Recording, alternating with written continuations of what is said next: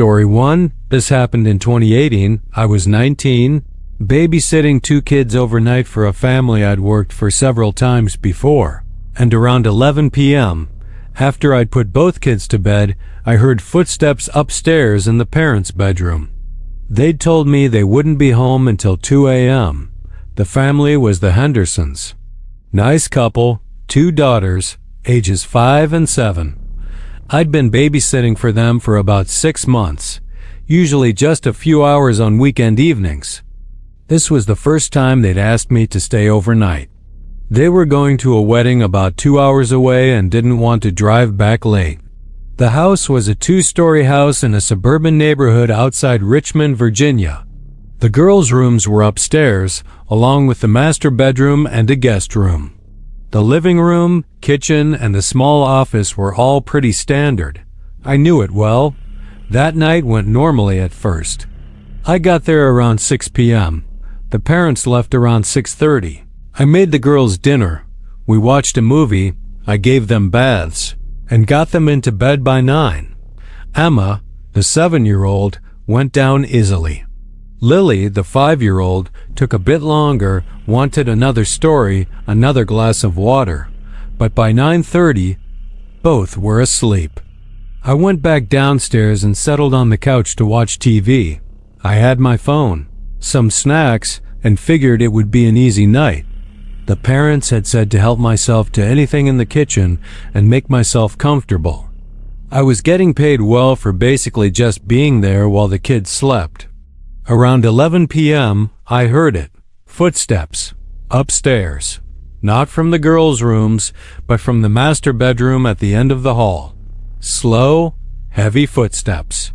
Walking from one side of the room to the other, I muted the TV and listened. The footsteps continued for maybe 10 seconds, then stopped. I sat there staring at the ceiling, trying to make sense of it. The girls were in their rooms. The master bedroom was on the opposite end of the hall. There shouldn't be anyone in there. I thought maybe I'd imagined it, or maybe it was the house settling, or maybe one of the girls had gotten up and wandered into the parents' room. I got up and quietly went upstairs. Both girls' doors were closed. I opened Emma's door carefully. She was asleep, hadn't moved. I checked Lily's room. Same thing. Sound asleep. The master bedroom door was closed. I stood in the hallway, staring at it. I could see light coming from under the door. Just a faint glow, like maybe a lamp was on. I knew the parents had left all the upstairs lights off except for the night lights in the girls' rooms. I walked up to the door and listened. Nothing. No sound.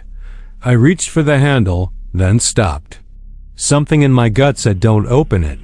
I backed away from the door and went back downstairs. I texted Mrs. Henderson. Hey, did you leave a light on in your bedroom? I waited. No response. I called her. It went to voicemail. I tried Mr. Henderson, also voicemail. They were probably still at the wedding reception. I sat back down on the couch, but I couldn't focus on the TV anymore. I kept looking at the ceiling, listening. For about 20 minutes, there was nothing. Then I heard it again, footsteps, in the master bedroom. Slower this time, more deliberate. Walking from the door to the window, then back. My hands were shaking. Someone was up there. In the house, while I was responsible for 2 little girls. I grabbed my phone and called 911. I whispered to the dispatcher that I was babysitting, that I thought someone was in the house. She asked if I could get the children and leave safely. I said I didn't know. The girls' rooms were upstairs. The master bedroom was between them if I went up the main stairs. There was no back staircase. She said police were on the way, stay on the line, tried to get to a safe location. I went to the front door and unlocked it so the police could get in quickly. Then I went back to the living room where I could see the staircase. The footsteps had stopped. Now there was just silence. Heavy, oppressive silence. I could hear the dispatcher asking if I was still there. I whispered yes. She said officers were 3 minutes away. I watched the top of the staircase, expecting to see someone appear at any moment. Then I heard a door open upstairs. The master bedroom door. I couldn't see it from where I was, but I heard the distinct creak of that door opening. Then footsteps in the hallway, not coming toward the stairs, going toward the girls' rooms. Something in me snapped. I didn't care how scared I was. Those were my responsibility. I ran up the stairs, taking them two at a time. When I got to the top, I saw the master bedroom door standing wide open. The light was on inside, but no one was there. I heard a sound from Emma's room. I rushed to her door and pushed it open. Emma was sitting up in bed, looking confused and sleepy. "What's wrong?" she asked. I said nothing. "Everything's fine. Just checking on you." I looked around her room. Empty. Just her. I checked Lily's room. She was still asleep. I stood in the hallway, looking at the open master bedroom door. I could see inside now. The lamp on the nightstand was on. But I could also see that the window was open. The curtain was moving slightly in the breeze. That window had been closed when the parents left. I'd watched them lock up the house before they drove away. I heard sirens outside. Police pulled up and I let them in. 2 officers came upstairs with me and checked every room. The master bedroom window was indeed opened from the inside. The screen had been removed and was leaning against the outside wall. There was a tree close to that window. Someone could have climbed it, opened the window, and climbed in. The officers searched the whole house. Checked closets, the basement, everywhere. No one was there. But they found something in the master bedroom that made my blood run cold. On the bed, there were muddy footprints. Boot prints leading from the window to the door and back. Someone had been in that room, walking back and forth, while I was downstairs, while the girls were sleeping just down the hall. The officers called the Hendersons, who came home immediately. They were terrified. They couldn't understand how someone had gotten in or why. Nothing was missing. Nothing was disturbed except the window and the footprints. The police dusted for prints but didn't find anything usable. They theorized it was probably a burglary attempt, someone who thought the house was empty, who didn't realize there was a babysitter and kids there. When I called 911 and they heard the sirens, they fled through the window they'd come in through. But here's what I keep thinking about. The light in that room was on when I first heard footsteps. That means whoever was in there turned it on. They weren't trying to be stealthy. They were just walking around in the parents' bedroom with the light on, like they owned the place. And they didn't leave until after I called the police. They were in that room for at least half an hour, maybe longer, just walking back and forth. What were they doing? What were they looking for? I never babysat for the Hendersons again. They understood. They moved out of that house 3 months later. And I never took another overnight babysitting job. That night, I realized caring for someone else's kids in their home is super scary. Story 2. This happened in 2017. I was 21, babysitting a 4-year-old boy I'd never met before for a couple I'd found through a babysitting app, and the parents gave me instructions that didn't make any sense. They said no matter what I heard from the basement, I should not open the basement door. I'd been using this babysitting app for a few months to make extra money while I was in college. Parents would post jobs, sitters would apply, pretty straightforward. This couple, the Kowalskis, had posted a last-minute job for a Friday night. 6 hours, 6 p.m. to midnight, $50 an hour. That was way more than the usual rate, but they said they were desperate. I applied and got accepted within an hour. The address was in a rural area outside Portland, Oregon. Not super remote, but definitely isolated. Their house was at the end of a long gravel driveway surrounded by trees. When I pulled up, I had a weird feeling about the place. It wasn't run down or creepy looking, just very isolated. No neighbors visible. No streetlights. Just dark woods all around. Mrs. Kowalski answered the door. She seemed nervous, kept glancing back into the house. She brought me inside and introduced me to their son, Max. He was 4 years old, quiet, seemed shy. Mr. Kowalski was in the living room, also seemed anxious to leave. They gave me a quick tour. Living room, kitchen, Max's bedroom upstairs, bathroom. Then Mrs. Kowalski brought me to a door in the kitchen. A door I'd assumed was a pantry. She said, "This is the basement. Under no circumstances should you open this door." I asked why. She said their dog was down there, that he was old and sick and got aggressive with strangers. They'd put him in the basement for the night so he wouldn't bother us. She said if I heard any noises from down there, barking or scratching or anything, just ignore it. Don't open the door. It seemed like a weird way to handle a sick dog, but it wasn't my place to judge. I said, okay, no problem. They gave me their cell numbers, said they'd be at a dinner party about 40 minutes away, and left in a hurry. Max and I had dinner. I'd brought mac and cheese because the app profile said that was his favorite. He ate quietly, didn't say much. After dinner, I tried to engage him with toys, asked what he wanted to do. He just shrugged.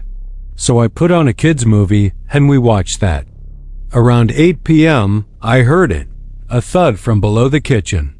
Then another, like something heavy hitting the floor. I remembered what Mrs. Kowalski had said. Their dog was down there. But it didn't sound like a dog. It sounded bigger, heavier. Max heard it too. He looked at me with these wide eyes and said, "Is he awake?" I asked who he meant. Max said, "The man in the basement." My stomach dropped. I asked what he meant by that. Max said there was a man who lived in their basement. He'd seen him once when his mom opened the door to bring him food. I felt cold all over. I asked Max if he was making up a story. He shook his head. He said the man was sick and had to stay downstairs. His parents told him never to talk about it. I didn't know what to do. Part of me thought maybe Max was just confused or making up a story like kids do. But another part of me was screaming that something was very, very wrong. The thuds continued, rhythmic now, like someone pounding on the floor or the ceiling of the basement. Then I heard something else. A voice, muffled, distant, but definitely a voice. A man's voice, calling out something I couldn't make out. I grabbed my phone and went to the front door, keeping Max with me. I called Mrs. Kowalski. She picked up after 3 rings. I could hear party noise in the background. I told her what was happening, what Max had said. There was a long pause. Then she said, "I need you to stay calm and not open that door. That's my brother. He's mentally ill and we're taking care of him. He's safe down there. He has everything he needs." I should have told you, but I knew if I did, you wouldn't take the job. I said I was not comfortable with this, that I was going to leave. She said, "Please, just 2 more hours, they'd pay me double." I said no, this wasn't what I'd signed up for. She started to argue, but I hung up. I told Max we were leaving to get his shoes. He did, without question. I took him out to my car and put him in the back seat. As I was buckling him in, I heard a crash from inside the house. Loud, like breaking wood. I got in the car and locked the doors. Through the house windows, I could see that the kitchen light was still on. And then I saw the basement door. It was open, just standing open. And someone was standing in the doorway. A man, tall, thin, just standing there in the shadows. I jumped in my car, called 911, and told them everything. They said they'd send someone and asked where I was going with Max. I said I was going to the police station.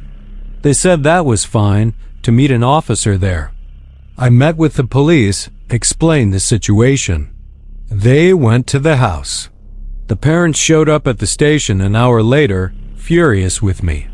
They said I'd misunderstood the situation, that their brother was completely harmless, that I'd overreacted. But the police had questions for them. Lots of questions.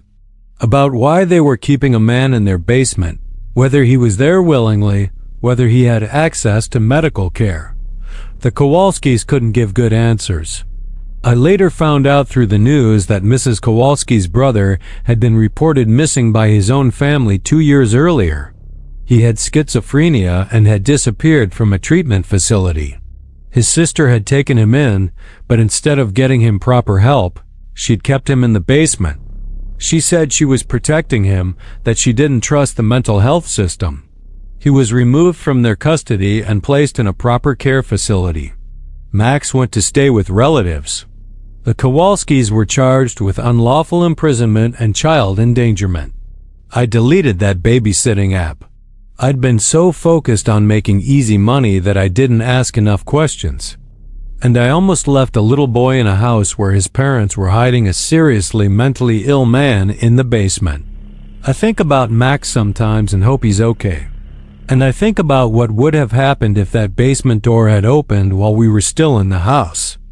Story 3. This happened in 2016. I was 18, babysitting for a new family in my neighborhood, and after the parents left, I found a note on the kitchen counter that said, "If you hear knocking on the sliding glass door, don't look. Just take the kids upstairs." The family had just moved in 2 houses down from where I lived. They had a daughter, Sophie, who was 6. My mom had met the mother at a neighborhood gathering and recommended me for babysitting. It seemed perfect, close to home, easy job. The mother, Mrs. Davidson, called me on a Thursday and asked if I could babysit Saturday night. She said they had a dinner reservation and would be gone for about 4 hours. I said sure, came over that Saturday around 6 p.m. The house was nice, newly renovated. They'd only been there 2 weeks. Mrs. Davidson showed me around, pointed out where everything was. Sophie's room, the bathroom, and emergency numbers on the fridge. Mr. Davidson was already in the car, honking the horn, eager to leave. Mrs. Davidson seemed flustered, rushed through the instructions. Sophie was sweet, easy kid. We had pizza, played some board games, watched a show. Around 8 p.m., I told her it was time to get ready for bed. She brushed her teeth, got into pajamas.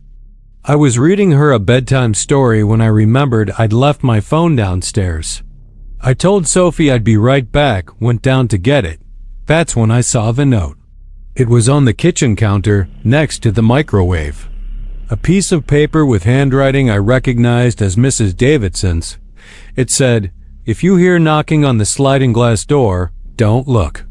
Just take the kids upstairs and call this number." There was a phone number written below. I stared at that note, trying to understand it. They had a sliding glass door in the living room that led to a back patio. The blinds were open. I could see the patio and the backyard beyond, lit by a single floodlight. Why would someone be knocking on the sliding glass door? And why shouldn't I look? The note was sitting there like it was meant for me to find, but Mrs. Davidson hadn't mentioned it during her rushed instructions. I went back upstairs, got Sophie settled, then came back down. I texted Mrs. Davidson. "Found your note on the counter." "What's this about?" I waited. No response. I sat on the couch, watching TV, but mostly watching that sliding glass door. The note was making me paranoid. Every few minutes, I'd glance over at it, half expecting to see someone standing there. Around 9:30 p.m., I heard it. Knock, knock, knock. 3 slow, deliberate knocks on the glass. My heart jumped into my throat. I looked at the door. There was someone standing outside. A figure silhouetted against the floodlight, just standing there on the patio, facing the glass. I remembered the note. Don't look, but I was already looking. The figure raised their hand and knocked again. 3 times, slow, methodical. I grabbed my phone and the note, ran upstairs to Sophie's room. She was still awake, playing with a stuffed animal. I calmly told her we were going to play a quiet game in her room. She looked confused but went along. I called the number from the note. It rang twice, then Mrs. Davidson answered. I could hear restaurant noise in the background. I whispered that someone was knocking on the sliding glass door. She said, "I know." "Did you look?" I said yes. She cursed under her breath. She said, "Listen to me carefully. Stay upstairs with Sophie. Lock her bedroom door. I'm calling the police right now. We're leaving the restaurant." I asked who was out there. She said it's a long story, just please keep Sophie safe. They'd be home as soon as possible. She hung up. I locked Sophie's door and sat with her, trying to act like everything was normal. She asked what the game was. I said we were hiding and had to be very quiet. She thought that was fun. We sat there in silence. I could hear sounds from downstairs. More knocking. Then it stopped. Then I heard something else. The sound of the sliding door opening. That distinct rumble of the door on its track. Sophie heard it too. Her eyes went wide. I put my finger to my lips. We sat in complete silence, listening. Footsteps. Someone was walking through the downstairs. Slowly. Through the living room, into the kitchen. I heard cabinet doors opening and closing.